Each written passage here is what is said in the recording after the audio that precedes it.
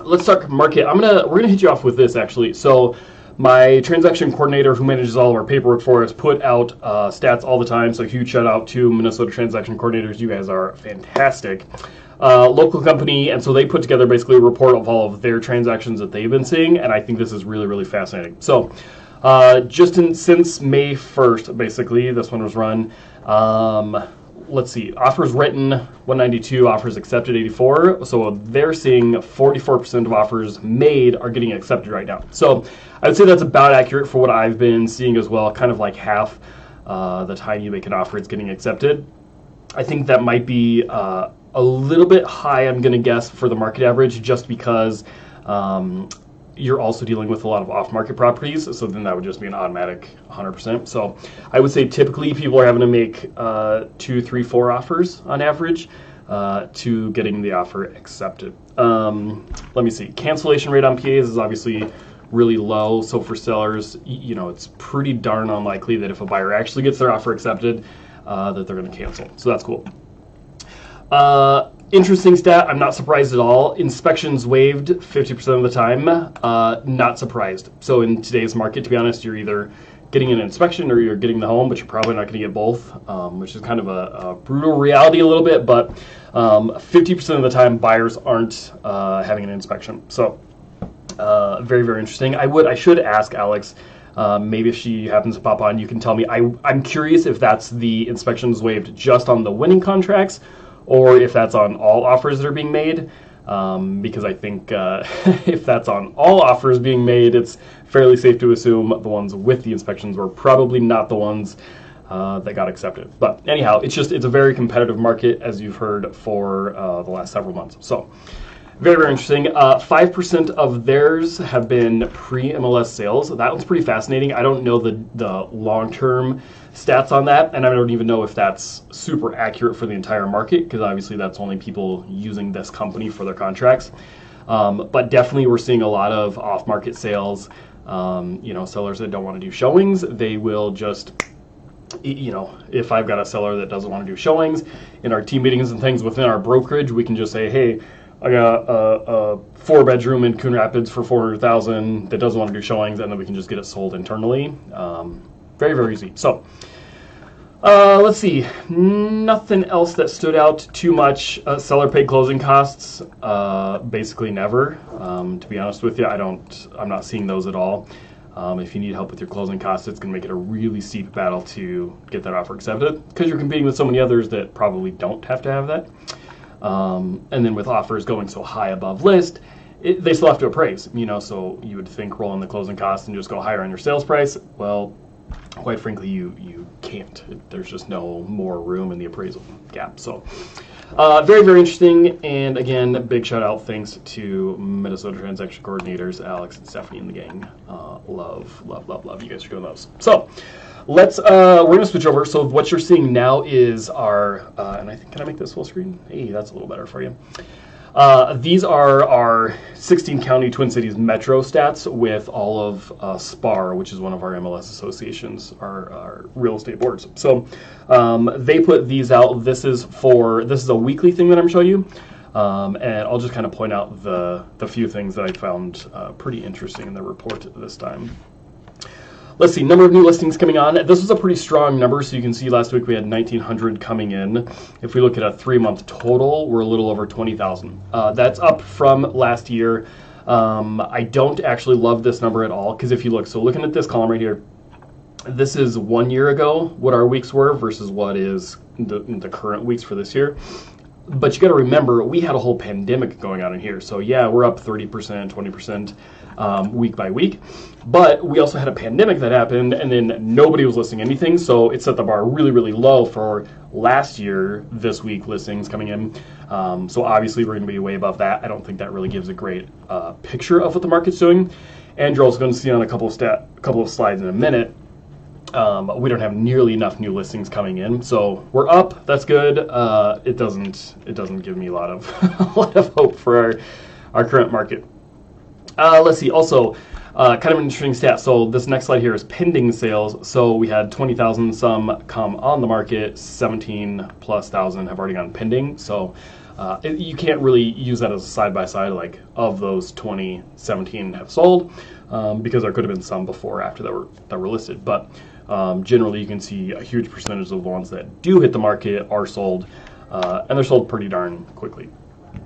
Inventory of homes for sale. So this one is currently the number of homes we've got in active status on the MLS, 5,500. So that's an insanely low number. Again, I don't think you can compare it to last year's number and say, well, we've got half as many as last year. I mean, that's true, but it's, again, we had a pandemic. Nobody was listing their homes, so it's not necessarily that currently we're good, bad, or otherwise. It's just that compared to last year. So that number is obviously incredibly low. Again, this is the entire Twin Cities metro. I think it's pulling like 16 counties. So in that entire area, currently 5,500 properties on the market is insanely low. So would love for that to come up. Days on market, I don't know where they pull this number, to be honest, but this isn't very accurate as far as I'm concerned. They're saying 31 days average in April. That's, I'm assuming, going to be a rolling 12-month average. Currently, if the home's on the market more than a week, I'm wondering what's wrong with it, and it's probably overpriced. So we'll kind of ignore that one for now. Median sales price. Let's see. This one, a year ago, we had 305,000. Currently, we're at 336. That's only 10% up from last year. It's kind of crazy to say, but 10% is not very surprising to me right now. A couple months ago, I was looking at a number that said 17%. So we want that number to be more like 4% on a long-term, rolling average. 4% inflation is kind of a good target number. We're obviously well over that, but it's been worse, quite frankly. So as crazy it is to say 10%, I was actually a little bit encouraged by that. A colleague of mine, Kevin, shout out to my man Kevin. He made a joke the other day that 300 is the new 200, because we used to joke, a couple years ago that you'd be lucky to find anything for a good single family move-in ready in the Twin Cities for under 200,000, and now it's kind of like 300's become that number, that to get anything that's truly great shape move-in ready in the Twin Cities metro under 3 is getting pretty difficult to come by. So median sales price currently 336 for the month of April. Pretty high. Percent original list price received. So this one's kind of a fun number. I keep an eye on this one. I should have pulled up, I've got the stat. My average list price to sales price ratio is something like 2% over the MLS average, I think 1.6 or something. Currently, we just hit a new all-time record of 103% of what you list your house at is what it actually sells at, which is mind-blowing. This time last year, again, we were almost 4%, 3.4% lower. So huge increase. Part of what that means is if you see this little spike right here, that's going to be because the sale prices are going up. So you list it as high as you can to get it sold, and then it's selling for even more.